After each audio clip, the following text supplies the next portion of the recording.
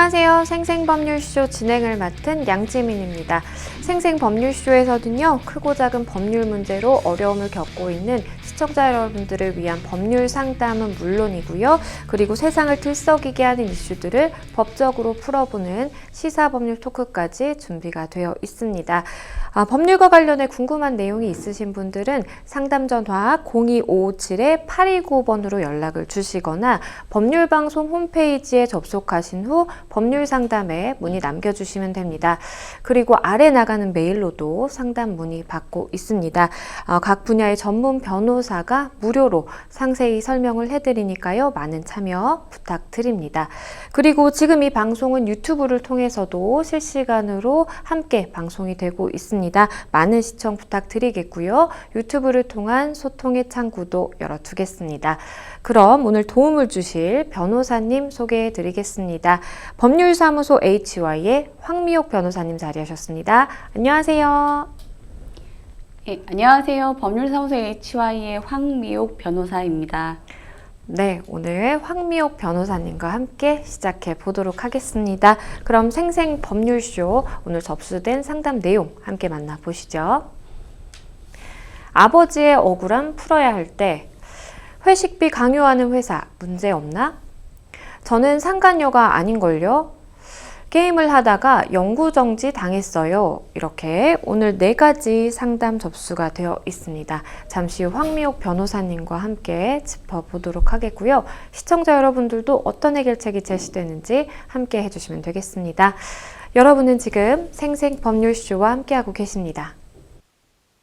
쉽사리 해결되지 않는 법률 문제를 끌어안고 있다면 지금 생생법률쇼와 함께 하시죠. 법률 고민이 해결되는 가장 쉬운 방법을 소개해 드릴게요. 첫째, 02557-8295번으로 전화를 한다. 둘째, 법률방송 홈페이지에 접속해서 법률상담 게시판에 문의를 남긴다. 셋째, 지금 화면에 나오고 있는 이메일 주소로 사연과 연락처를 보낸다. 생생법률쇼가 자랑하는 각 분야의 전문 변호사가 여러분의 더부룩한 속을 뻥 뚫어드립니다. 속 시원한 스파클링 법률 상담 프로그램 생생법률쇼, 지금 바로 전화주세요.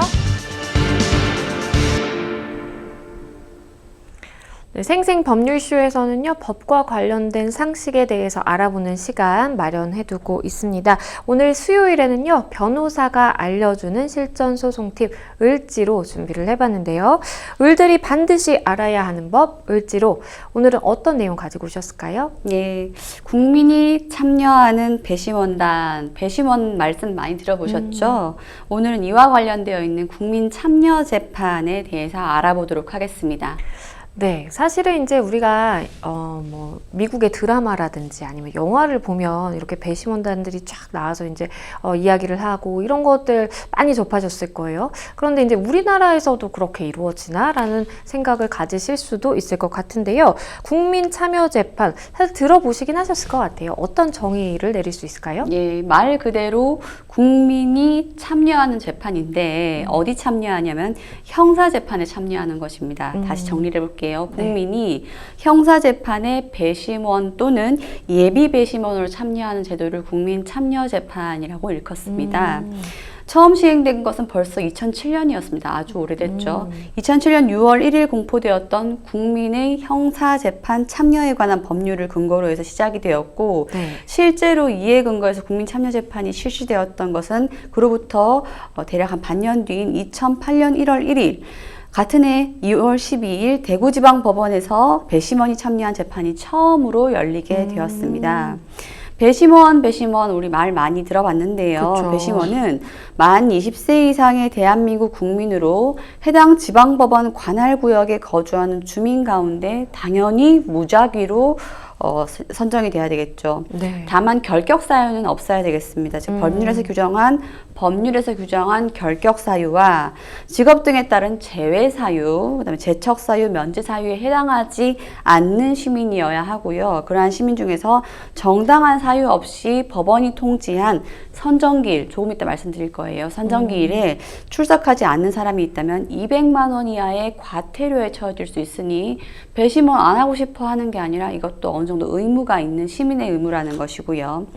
배심원으로 선정되어서 재판에 참여한 사람에게 재판에게는 법원이 또한 소정의 여비를 지급하게 됩니다. 이 제도가 적용된 대상은 가벼운 사건까지는 다 할 수가 없습니다. 왜냐하면은 굉장히 많은 사법 인력이 동원이 되는 절차이기 때문에 네. 법원조직법 제32조 제1항에서 이야기하는 합의부 관할 사건 또는 그와 관련된 사건이 국민참여재판이 가능한 사건입니다. 합의부라고 하면은 쉽게 말씀드리면은 판사께서, 법관께서 한 분만 계신 것이 아니라 3명이 재판에 참여하는 재판부를 이야기하고, 당연히 판사가 1명인 사건보다는 3명인 사건이 더 무겁고 중한 사건을 다루겠죠. 그것을 네. 통상 합의부 관할 사건이라고 합니다. 다만 이들 사건의 피고인, 재판받는 피고인 본인이 저는 별로 국민참여재판을 받고 싶지 않습니다 라는 의사를 표명하거나 네. 법원이 배제 결정을 하는 경우라면은 국민참여재판을 하지 않습니다. 배심원의 수 알아보겠습니다. 배심원의 수는 통상적으로 사형, 무기징역, 무기금고 등 아주 중대한 형사사건인 경우는 9명의 배심원이 배정이 됩니다. 그 밖의 대상 사건은 7명이고요. 다만 피고인이 스스로 공판준비 절차에서 저는 공수사실은 모두 시인을 하겠습니다. 다만 형량에 관해서 배심원의 판단을 받고 싶습니다. 즉 피고인이 공수사실의 주요 내용을 모두 인정한 사건이라면 굳이 시민들 막 9명, 7명 부를 필요 없지 않냐. 그래서 5명으로 하고요. 또한 배심원의 결원이 발생할 수 있죠. 갑자기 쓰러진다거나 아니면 급한 사정이 있다거나 이런 경우를 대비하여 5명 이내의 예비 배심원도 둘 수 있습니다. 국민참여재판에 의한 재판 절차는 어떻게 되는지 간략히 보겠습니다. 네. 재판장에 사건 호명이 있습니다. 그리고 소송 관계인의 출석 확인을 합니다. 그 다음 배심원 및 예비 배심원은 선서를 하게 되는 거죠. 그다음 재판장은 배심원과 예비 배심원에 대해서 최초의 설명을 하게 됩니다. 우리 모두 형사재판은 생소하지 않겠습니까? 그렇죠. 그래서 법관이 설명을 하는 것이고요. 그리고 재판장은 피고인에 대해서는 이제 정상적인 통상의 절차로 흘러가게 됩니다. 피고인에게 당신은 진술 거부권이 있다라고 고지를 해주고, 그다음에 검사 측은 왜 이 피고인이 이런 재판을 받고 있는지 최초의 공사식 진술을 하게 됩니다. 그다음 피고인은 검사가 네 죄를 네가 알렸다라고 해서 기소한 사실에 대해서 인정하냐 인정하지 않냐는 그에 관한 최초의 진술을 하게 되는 거고요. 여기서 다시 또 국민참여재판 특유의 절차가 들어오죠. 재판장이 쟁점 정리를 합니다. 그리고 검사와 변호인의 주장 및 입증 계획을 진술하는 절차가 있습니다. 그리고 그 다음에는 이제 그와 같은 기소 사실에 대해서 증거 조사를 하게 되는 거고요. 네. 필요한 경우 피고인 신문이 있고, 검사는 그리하여서 이 피고인에게는 어느 정도의 형량을 구해 주십시오라는 구형 절차가 있고요. 의견 진술이 있고, 그다음 피고인과 변호인 측은 검사의 이러한 구형이 있습니다마는 이것은 부당합니다. 이렇게 저렇게 무죄를 선고해 주십시오. 혹은 형량이 너무 과중하니 깎아 주십시오. 등등의 최종 의견을 진술하고요. 네. 그리고 재판장은 배심원들에게 잘 들으셨죠? 증거조사 잘 하셨죠? 최종 설명을 하고, 자, 그리고 그 다음에 모두의 공개적인 절차는 다 마무리가 되고요. 배심원들은 평의 장소로 옮겨가게 됩니다. 그곳에 가서 평의 평결을 하는데요. 이 말 좀 생소하시죠? 그리고 좀 더 조금 이따 말씀드리는 걸로 하고요. 그 다음에 최종적으로 양형에 관한 토의를 마친 후에 마지막 판결 선고의 순서로 진행이 됩니다. 그렇다면은 배심원이 평의 평결을 해서 유죄입니다, 무죄입니다, 혹은 이 사람에게 어느 정도의 형량이 필요합니다 라는 의견이 있다면 네. 판사는 그에 따라야겠습니까? 따라야 되는 국가도 있습니다. 즉 미국, 우리가 영화에서 많이 보는 그렇죠. 미국의 배심원 제도에서는 배심원들이 결정한 유죄와 무죄의 판단에 대해서 판사가 바꾸는 판결을 할 수가 없습니다. 즉 좀 어려운 말로 배심원의 유죄, 무죄의 판단에 판사는 기속되게 됩니다. 그런데 우리나라는 그렇지 않아요. 권고적 효력만을 가질 뿐이죠. 즉 국민참여재판에서 판사는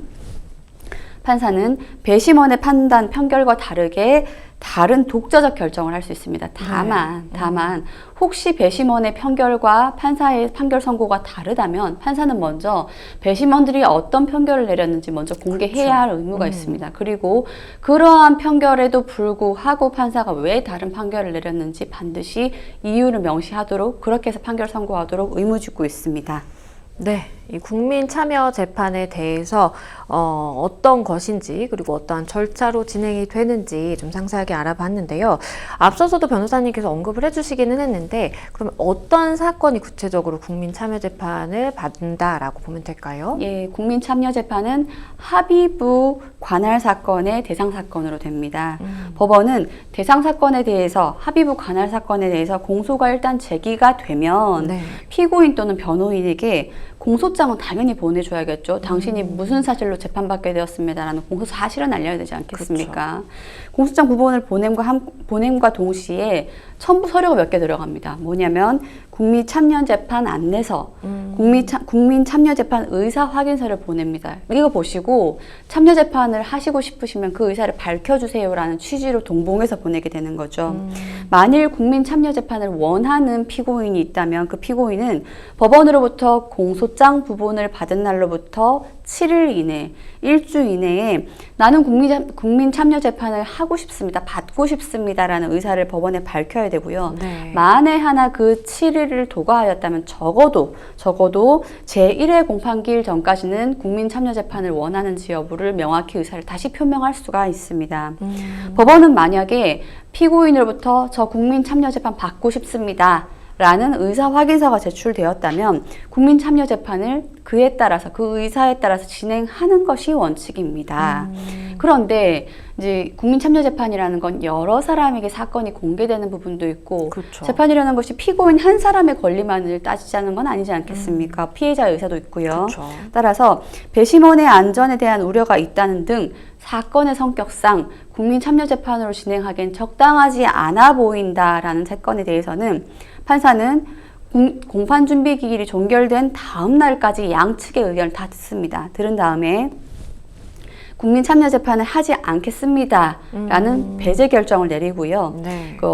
그리고 만약에 반대로 국민 참여 재판을 하겠다. 그런데 좀 전에 말씀드렸던 것처럼 이 국민 참여 재판 어느 정도 규모가 있는 그 사이즈가 있는 법원에서 할 수가 있는데 너무 작은 법원에서는 하기 어려우니까 지방 법원의 지원 단계의 재판부는 사실 하기 어렵거든요. 그러면은 피고인의 의사에 따라서 사건을 얼른 지방 법원의 본원의 합의부로 사건을 이송하고 관할 이송하는 과정에서도 어느 정도 시일이 좀 소요되게 됩니다. 네.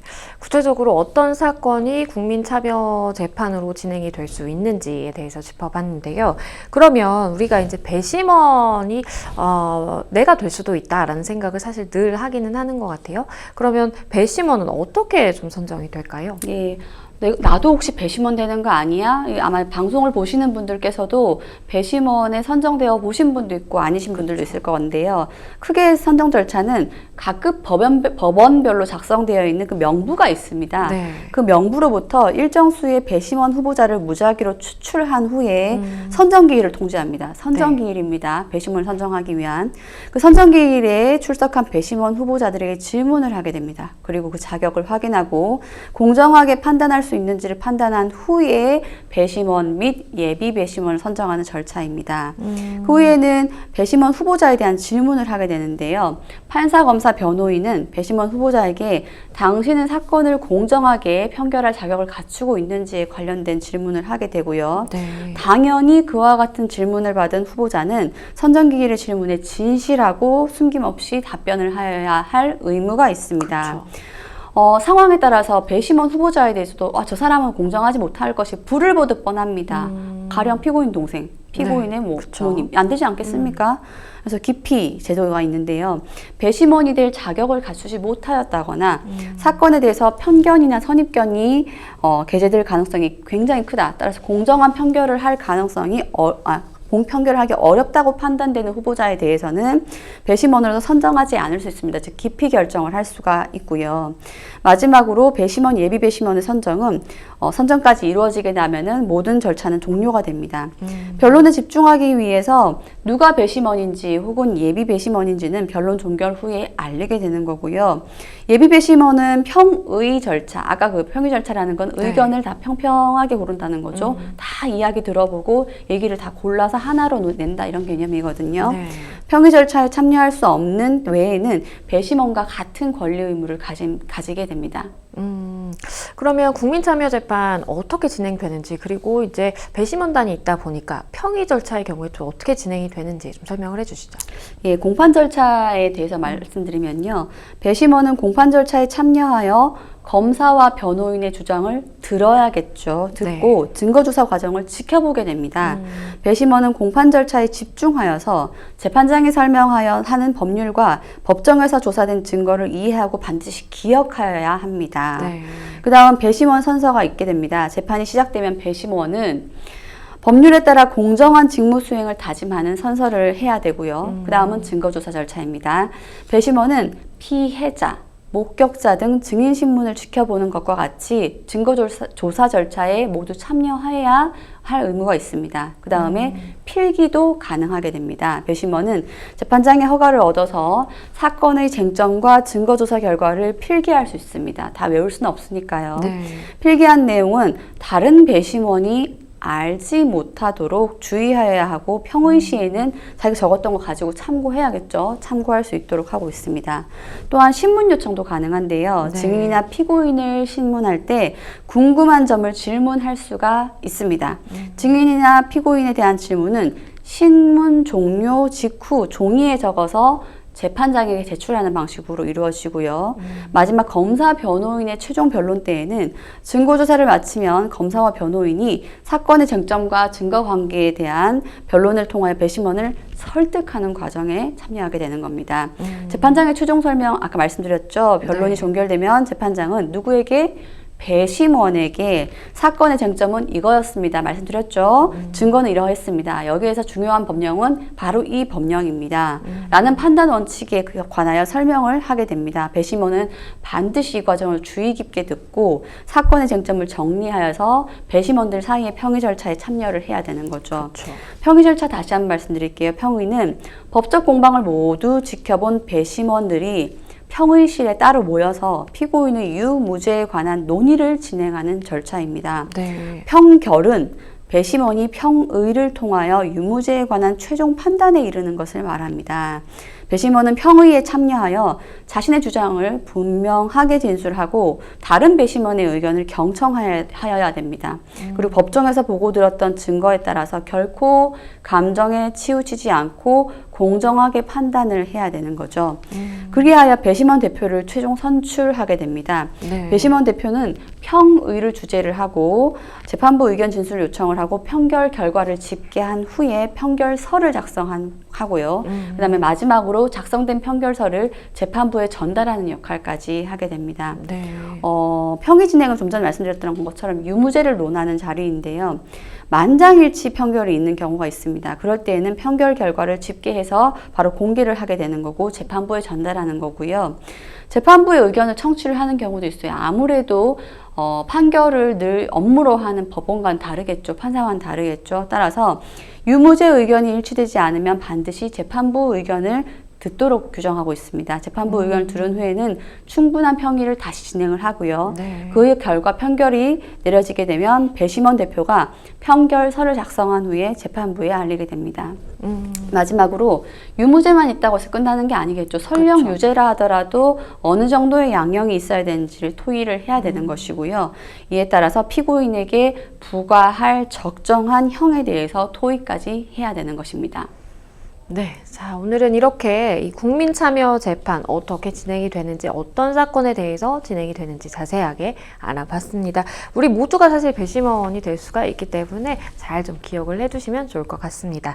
을들이 알아야 하는 법 을지로 여기까지 만나보도록 하겠고요. 다음 무료 법률 상담으로 넘어가 보겠습니다. 첫 번째 상담 전화 연결이 되어 있습니다. 안녕하세요. 네, 안녕하십니까. 수고 많습니다. 네, 어떤 점이 궁금해서 연락 주셨을까요? 예, 저는 이거 민사 사건인데요. 네. 1962년도 사건입니다. 네. 예, 진실 과학 화해를 위한 과거사 정리위원회에서 네. 조사 개시 결정을 받았는데요. 이게 혹시 무슨 배상을 받은 판례가 있는 사건인지 아닌지도 모르겠고 아무것도 전혀 몰라가지고 네. 변호사님한테 여쭤보려고 이거를 한번 드리려고 왔습니다. 네, 일단은 말씀 주신 것처럼 과거사 진실위원회를 통해서 지금 조사가 들어가게 됐고 추후에 뭐 절차라든지 아니면 뭐 어떻게 대응을 해야 되는지 전반적으로 궁금하신 것 같은데요. 네네. 네, 제 옆에 황미옥 변호사님 함께 듣고 계셨습니다. 변호사님과 자세히 말씀 나눠보실게요. 예, 안녕하세요. 네, 안녕하십니까. 수고 많습니다. 네, 수고 많으십니다. 과거사 정리위원회로부터 굉장히 중요한 결정을 최근에 받으셨고요. 그보다 앞서서 60년대에 아버님이신가요? 문제되신 분? 네. 아, 그래요. 아버님께서 예, 아버님인데 62년도 중앙정보부에 의한 반혁명 음모 조작 의혹 사건입니다. 중앙정보부에 의해서 반혁명 사건으로 결국 예, 그 당시에는 그러니까 서울시장이 비서실장을 했었습니다. 사건을 아버님 어떻게 그래서 복역하셨습니까? 아니면 어떻게 사망까지 이르신 건가요? 사망은 안 하시고 중앙정보부에서 한 6개월 정도 구토와 고문 당하고 서대문 세무서에서 뭐 정치보물이 한 2년 사시다가 나와서 그 가택연금 당해가지고 아무것도 못했습니다. 39살 때부터 60대까지 아무것도 못했습니다. 참, 예. 진실 화해를 위한 과거사 정리가 필요하죠. 많이 필요한 예. 것 같습니다. 근데 이제 지금 다행스럽게도 세상이 많이 바뀌어서 이러한 맞습니다. 관련된 사건에 대해서 이제 이미 그 해당 당사자는 사망하신 경우가 많고 가택연금도 네, 저희 아버님도 고인이 되셨습니다. 그렇죠. 그래서 사망하신 경우가 많고 뒤늦게나마 유족들이 돌아가신 분의 명예도 찾고 그다음에 적정한 배상도 받고자 하는 움직임이 활발하게 일어나고 있죠. 이것 때문에 예. 정리위원회가 이제 1기, 2기까지 발족된 걸로 알고 있는데요. 네네. 자, 그럼 최근에 이제 다시 사건으로 돌아오면은 상담자분께서 정리위원회로부터 조사 개시 결정 받으셨다라고 들었거든요. 예, 올해 6월 7일에 받았습니다. 6월 7일 받으셨어요? 네네. 자, 그러면요. 아마 그 네. 비슷한 이러한 정리위원회에 신청하신 분들이 꽤 있으실 것 같은데, 과거사 정리위원회에서 제일 중요한 결정은, 물론 조사 개시 결정 내려진 거 참 여튼 다행스럽다고 말씀드릴 일이고요. 더불어서 그럼 조사가 이제 시작이 되는 거죠. 조사가 개시가 됐으니까. 조사를 한 네. 이후에, 이분은 부당하게 국가의 공권력에 의해서 잘못 사망한 것이 맞다라고 해서 네네. 진실 규명 결정이 언젠가 내려지게 될 거예요. 뭐 한 1년 걸린다고 그러더라고요. 그러니까요. 그러니까 예. 다행스럽게도 이제 진실 규명 불능 결정이 안 된다. 불능 결정이 내려지는 사건도 있는 걸로 알고 있습니다만은 이러한 네. 조사를 거친 다음에 정리위원회 측이 이 사건은 진실 규명 결정을 내림이 타당하다 하면 그 다음부터는 민사 소송을 진행하시는데 순탄한 과정이 이어지실 겁니다. 근데 민사를 하는데 제가 그 돈이 없는 시국자라요. 그러시군요. 이게 국선으로 갈 수 있는 건지 아니면 그 형사는 모든 사람한테 그 맞습니다. 변호사가 되는데 네. 이게 어떻게 되는지 국선으로 갔을 때 인지대나 뭐 이런 게 그 국선 변호사님을 그 할 수 있는지 없는지 그게 궁금해서 전화드렸습니다. 맞는 말씀인 부분이 형사 사건인 경우에는 국선 변호인에 관한 규칙에 따라서 뭐 여러 가지 요건에 맞다면 형사소송법에도 규정되어 있지만 요건에 맞는 사람이라면은 국가가 변호인을 당연히 선정을 하도록 되어 있는데요. 네. 민사 같은 경우에는 어떻게 되지 고민하실 수 있는데 소송 구조에 관한 규칙에 따르면은 소송 네. 비용을 지출할 자력이 없어 보이는 당사자에게 당사자 신청 또는 법관의 직권으로 소송 구조 결정을 내리게 됩니다. 그 말인즉슨 구조 결정을 받게 되면은 원고라면 당연히 지불해야 될 인지대 송달료, 게다가 특히 이 사건인 경우에는 다른 판례 선례를 봤을 때 청구 금액만 수억 원대로 이를 걸로 보이거든요. 예, 맞습니다. 그죠? 그러면은 인지대가 상당히 높아지지 않겠습니까?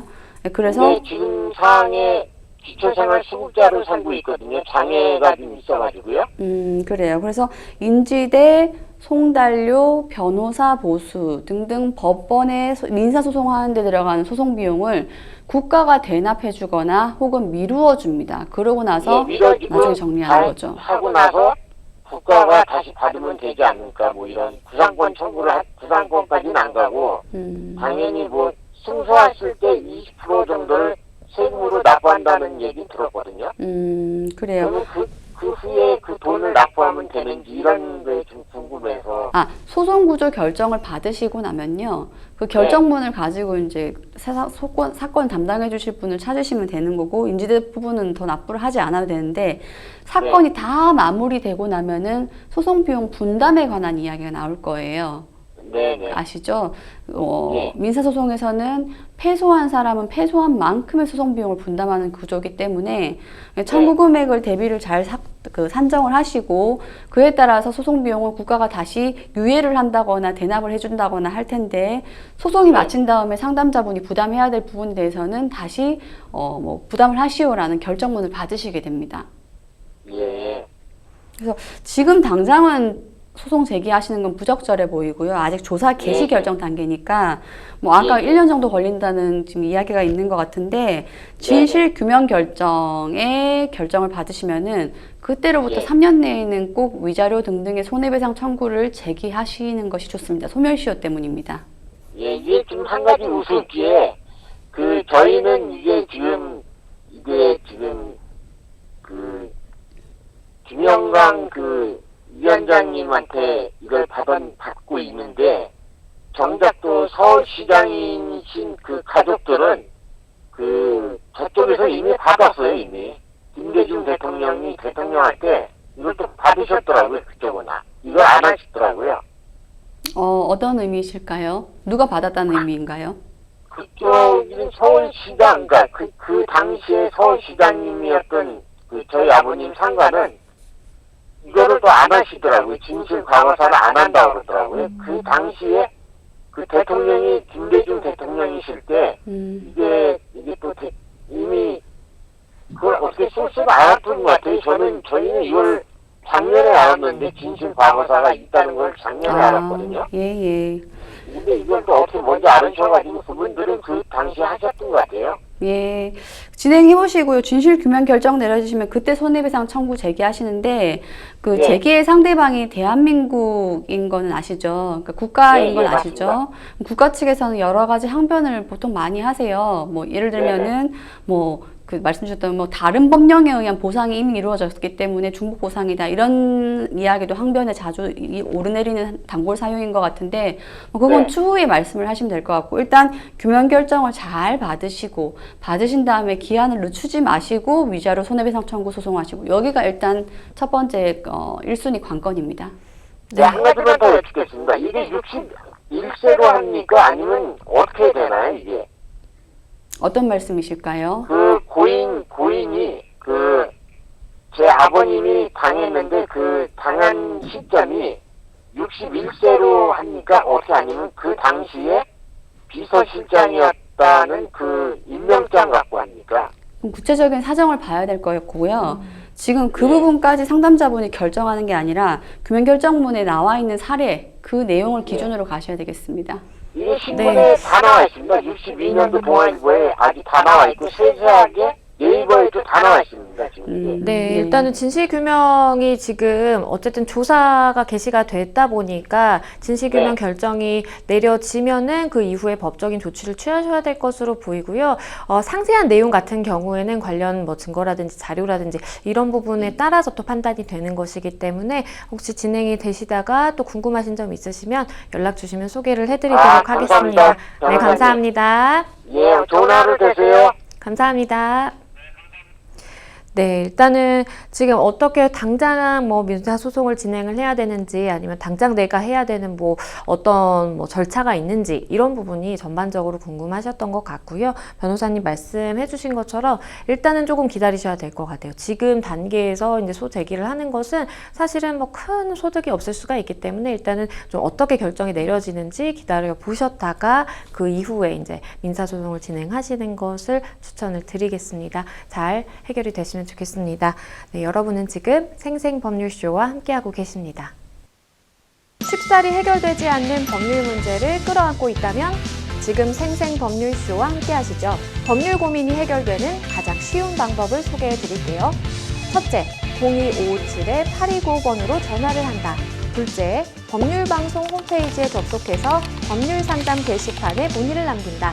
셋째, 지금 화면에 나오고 있는 이메일 주소로 사연과 연락처를 보낸다. 생생법률쇼가 자랑하는 각 분야의 전문 변호사가 여러분의 더부룩한 속을 뻥 뚫어드립니다. 속 시원한 스파클링 법률 상담 프로그램 생생법률쇼. 지금 바로 전화주세요.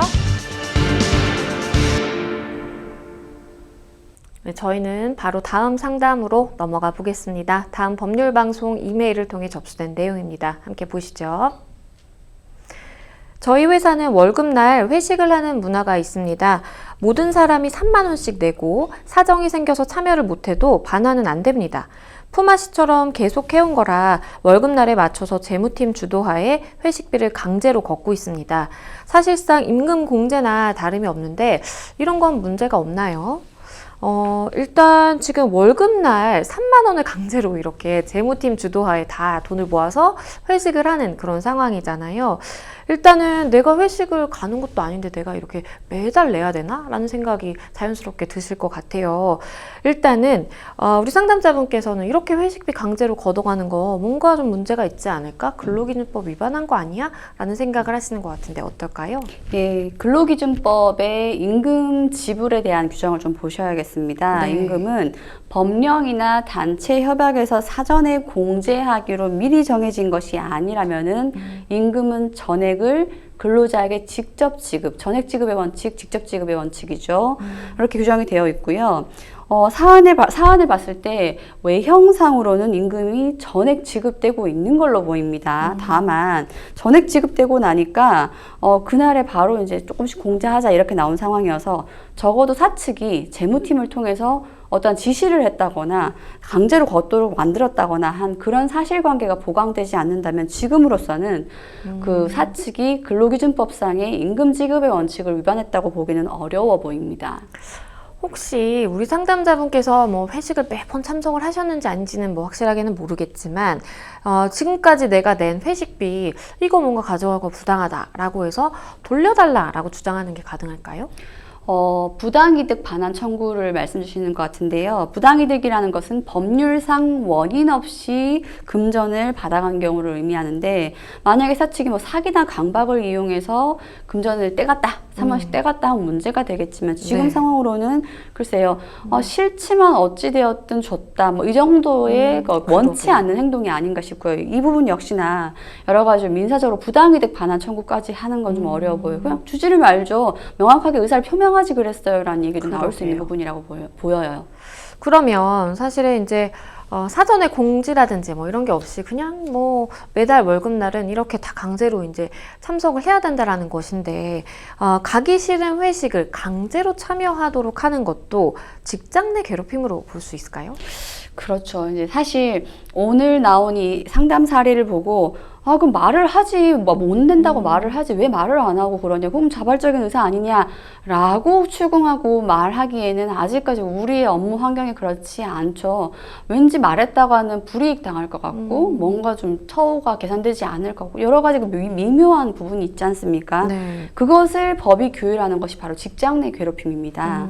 무슨 말이냐면, 직장에서의 지위나 관계의 우위를 이용해서 업무상 적정 범위를 넘어서 다른 근로자에게 고통을 주거나 혹은 근무 환경을 악화시키는 이러한 경우를 직장 내 괴롭힘이라고 급기야 정하게 되었습니다. 그리고 네. 직장 내 괴롭힘이 있다면은 그에 대해 사측이 어떤 조치를 취하도록 되는데요. 사안의 경우 업무상 적정 범위를 넘어서 회식비를 강요하고 회식비 강요에 따르지 않을 경우에 어떤 차별을 한다든지 뭐 왕따를 시킨다든지 은연중에 그 사람이 뭐 두둔하지 못하도록 탓을 한다든지 이러한 식으로 정신적 고통을 주고 나아가서 근무 환경까지 악화시킨다면 이것은 직장 내 괴롭힘으로 별도로 문제 삼을 수 있겠습니다. 직장 내 괴롭힘에 대해서 조금 더 이야기를 해볼게요. 예를 들어서 뭔가 회식을 거부했다라면서 뒷담화를 한다라든지 아니면 사람들 앞에서 보는 앞에서 뭐 모욕감을 주는 행동을 한다라든지 아니면 뭐 회식을 참석 안 했으니까 비품을 주지 않겠다, 뭐 인터넷 접속을 차단하겠다, 뭐 이런 부당한 행위를 한다라든지 굉장히 많은 다양한 사건들이 있거든요. 이 모두를 직장 내 괴롭힘으로 볼 수 있을까요? 업무상 적정 범위를 넘어서 정신적 고통을 준다거나 혹은 근무 환경을 악화시킨다거나 하는 것은 모두 직장 내 괴롭힘에 해당할 여지가 있습니다. 네. 여지가 있죠. 그런데 직장 내 괴롭힘 사안을 맞닥뜨리다 보면은 이것을 회사 내부의 근무 환경 악화라고 볼 것인지, 즉 업무상 적정 범위를 초과했다고 볼 것인지, 아니면은 직원마다 근무 능력이 다 다르다 보니까 근무 능력이 떨어지고 실적이 떨어진 직원이 스스로 느끼는 업무상 스트레스라고 봐야 될지 여러 가지 좀 참 판단이 어려운 부분이 있는 것 같아요. 그래서 업무상 적정 범위를 넘는지 안 넘는지 그것이 가장 중요하다고 보이고요. MC님께서 말씀 주셨던 뭐 뒷담화 한다거나 모욕감을 준다거나 비품을 주지 않는다. 이거는 전부 다 적정 범위 넘어선 근무 환경 악화라고 보기엔 충분해 보입니다. 그럼 만약에 이제 상담자분이 이런 행동을 당해서 이거 뭔가 부당하다라고 해서 내가 이렇게 직장 내 괴롭힘을 당하고 있습니다라고 SNS에 이러한 내용을 올린다라고 한다면 그 SNS에 글을 게시하는 게 혹시나 좀 문제가 되는 행위가 될 수 있을까요? 이 대목에서 지금 말씀드릴 부분이 사실 우리가 생활을 하다 보면 법은 멀리 있지만 주먹은 가까이 있는 게 아니라 SNS는 가까이 있지 않습니까? 맞아요. 그래서 얼른 SNS 가가지고 타이핑해서 빨리 발설하고 답답한 마음이라도 대나무 밭에서 이야기하는 것처럼 하시는 경우인데 절대 권하고 싶지 않습니다.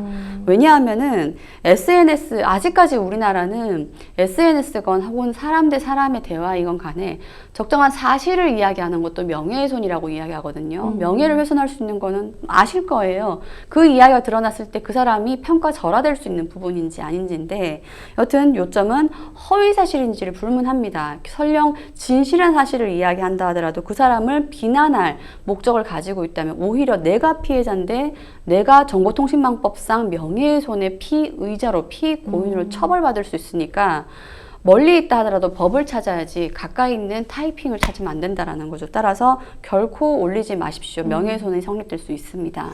네, 변호사님께서 말씀해 주신 것처럼 일단은 뭐 회식비를 내가 지금까지 낸 거 다 돌려달라라는 것은 조금 받아들여지기 어려운 부분이 있겠지만, 하지만 이걸 역으로 뭐 직장 내 괴롭힘을 당했다라고 해서 이 부분에 대해서 좀 문제를 삼는 것은 가능해 보입니다. 잘 해결이 되시면 좋겠습니다. 저희는 또 다음 상담으로 넘어가 보겠습니다. 다음 상담, 법률방송 이메일을 통해 접수된 내용입니다. 저는 결혼을 약속한 남자친구가 있습니다. 제가 다니는 직장에는 주말 부부인 직장 상사가 있는데요. 그분은 주말 부부라 집에 가도 할 일이 없다면서 팀원들에게 수시로 밥을 사곤 했습니다. 제게도 예외는 아니었죠.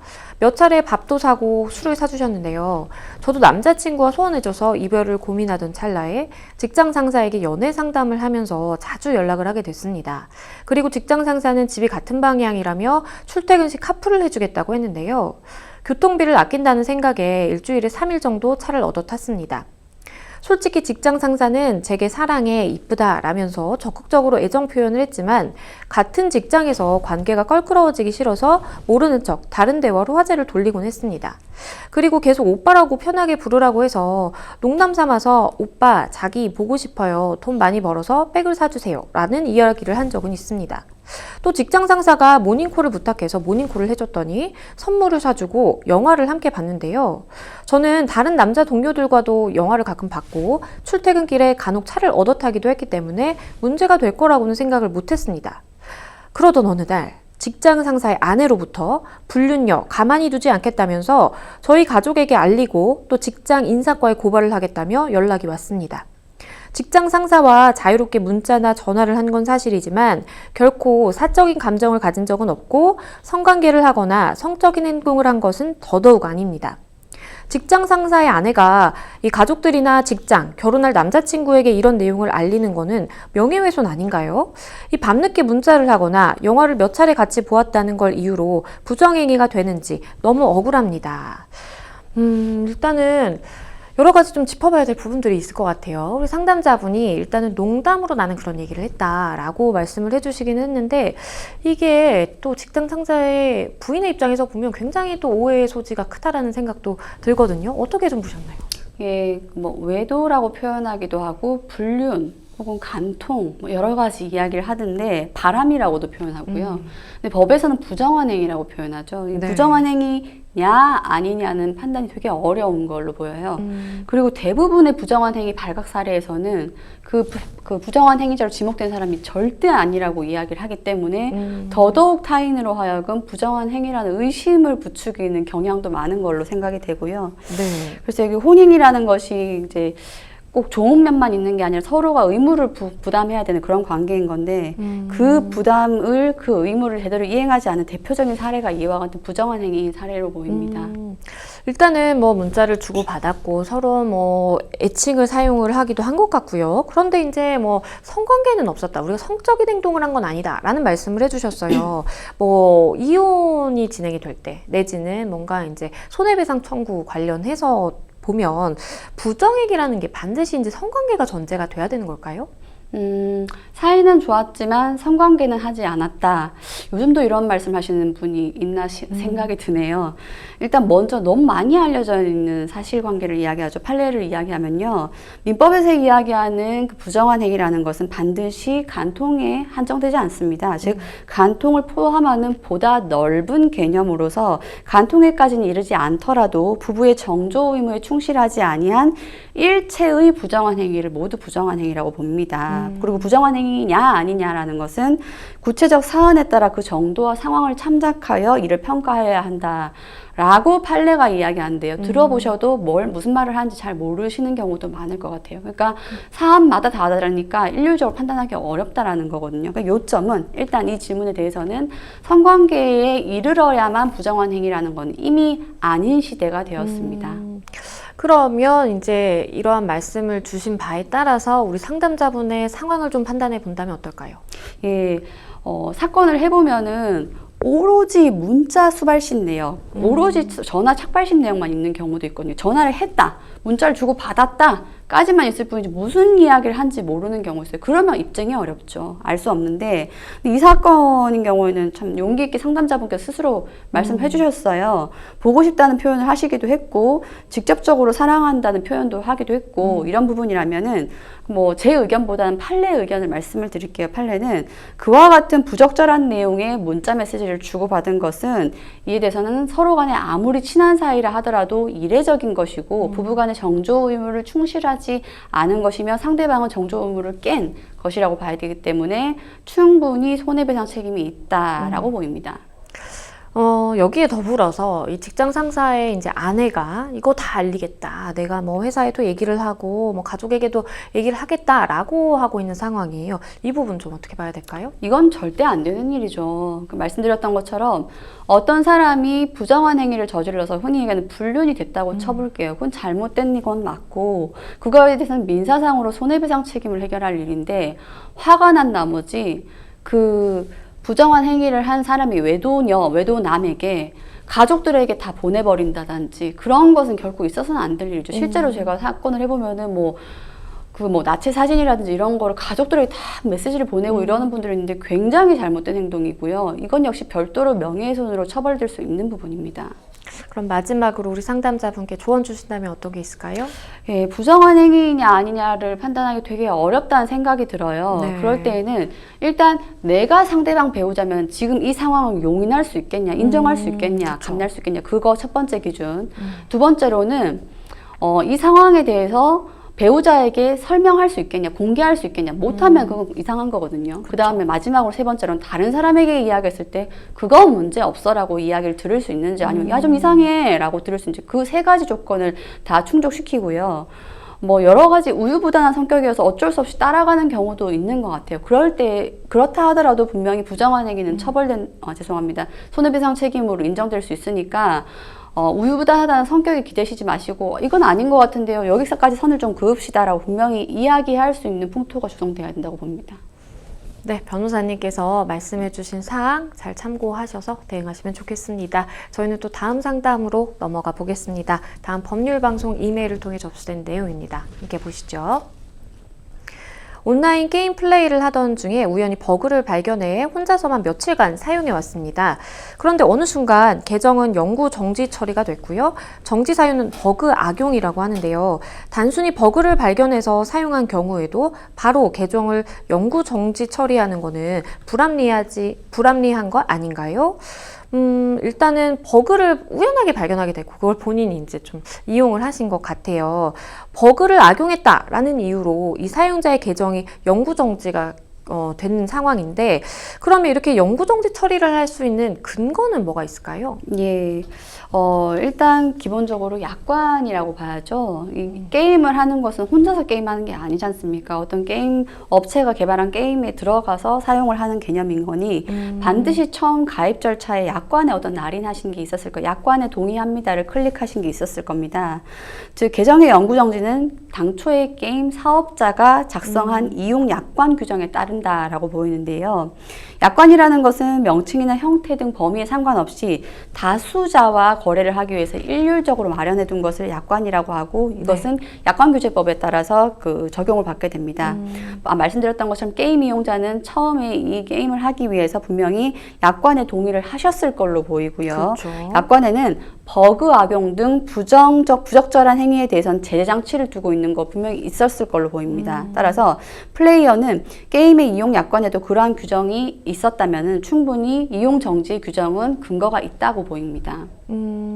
그런데 우리 상담자분의 입장에서 조금 대변을 하자면 사실 내가 그 버그를 만든 것도 아니고 이제 개발자의 실수로 이렇게 생겨서 나는 단순하게 이용을 했는데 그게 잘못됐다면 어떤 경고를 주거나 이런 게 있으면 좋았을 텐데 바로 이렇게 영구정지하는 건 너무 과하지 않나라는 생각을 하실 것 같아요. 이걸 좀 어떻게 해결해 볼 수 있을까요? 예, 먼저 약관의 근거를 두고는 있습니다만 모든 약관이 다 옳은 건 아니죠. 그러니까 약관도 특정한 게임 사업자가 아예 만든 것인 이상 게임 사업자 측에게만 유리할 수 있도록 약관이 불공정하게 작성된 경우가 꽤 있습니다. 이런 경우에는 약관이 문제예요. 영구정지의 근거가 된 약관이 문제예요. 라고 해서 공정거래위원회에 약관 자체를 시정을 요청을 할 수가 있고요. 네. 실제로도 공정거래위원회 측이 온라인 게임 상위 10개 사업자의 약관 중에서 찾아보니까 불공정한 약관이 있다라고 하여서 곧바로 영구정지 처리하는 것은 부당하다라고 해서 좀 시정할 수 있도록 시정명령을 내렸고 게임 사업자도 스스로 자진하여 수정한 바도 있다라고 합니다. 말씀 주신 것처럼 과도하다면은 시정명령 내리고 자진하여서 시정하는 절차가 이어질 것으로 보이고요. 네. 이러한 경우라면은 충분히 1차 위반이냐 2차 위반이냐에 따라서 이용 중지 조항을 좀 다르게 해석할 수 있을 걸로 보입니다. 그런데 이제 저도 잘은 모르지만 게임을 할 때 이 아이템들이 굉장히 고가의 아이템도 많다고 들었어요. 그러면 영구정지를 당하더라도 이 위반 행위와 직접적인 관련이 없는 내가 이제 모은 아이템 같은 경우에는 이거 환불을 받는다라든지 어떠한 절차를 통해서 내가 손해를 좀 보전받을 수 있을까요? 글쎄요. 그것도 약관에는 있을 걸로 보여요. 약관에서 이만저만한 부정한 행위, 그러니까 부당한 행위, 버그 이용하는 이런 행위들로 영구정지된 경우에는 일체의 게임 아이템에 대해서 환불 요청을 하지 않는다라는 내용이 포함이 되어 있다면 그 역시 약관의 근거에서 이루어진 거기 때문에 반환을 요청 못하게 될 수 있습니다. 그러나 말씀드렸던 것처럼 해당 약관도 지나치게 불공정한 부분이 있다. 버그 이용해서 쌓은 것도 있지만은 애초부터 내 돈 내고 내가 산 것을 실 수도 있으니까요. 그런 부분에 대해서는 환불 요청이 가능할 여지도 있다고 보입니다. 그러면 이 게임에서 이렇게 버그를 악용하는 경우에 실제로 처벌까지 이어지는 경우도 있을까요? 이 문제인 것이 게임 버그를 이용해서 게임을 사용한 경우에 대해서 실제로 처벌까지 이루어진 경우가 많고 오히려 찾아봤을 경우는 실형까지 내려진 사례가 있다고 합니다. 그러니까 가벼운 게 결코 아닌 거죠. 즉 버그를 악용했다고 판단된 유저가 소송에 의하여 실형 혹은 집행유예 선고된 판결례가 꽤 많으니 마냥 이렇게 장난처럼 사용하는 것은 결코 옳지 않아 보이고요. 네. 버그를 신고하지 않고 악용하는 것은 유저의 잘못이라는 인식이 반드시 필요하다고 보입니다. 네, 그럼 마지막으로 우리 상담자분께 좀 조언 주신다면 어떤 게 있을까요? 예, 기본적으로 버그가 발생한 거는 게임사의 책임 영역이죠. 그렇지만 버그를 발견했다 하여 게임사가 해결하지 못한 버그를 발견했다면은 유저는 반드시 신고를 해야 될 의무가 있고요. 그걸 부당하게 이용한 경우 요즘에 소송상으로 실형 선고까지 나오는 상황이니 얼른 악용하시지 마시고 신고하는 것이 필요해 보입니다. 네, 일단은 우리 상담자분 같은 경우에는 내 다른 아이템들을 어떻게 이거 환불받을 수 있나 이런 생각도 당연히 하실 수는 있겠는데 변호사님 말씀해 주신 것처럼 실제로 처벌까지도 이어진 사례가 있는 만큼 조금 행동에 주의를 하셔야 된다는 점 반드시 기억을 하시면 좋겠습니다. 네, 생생법률쇼 어느덧 마칠 시간이 다 됐는데요. 오늘 함께 해주신 황미옥 변호사님 감사합니다. 네, 오늘 저희가 준비한 내용 여기까지입니다. 다음 시간에 더욱 풍성한 내용으로 다시 찾아뵙겠습니다. 시청해주신 여러분 고맙습니다.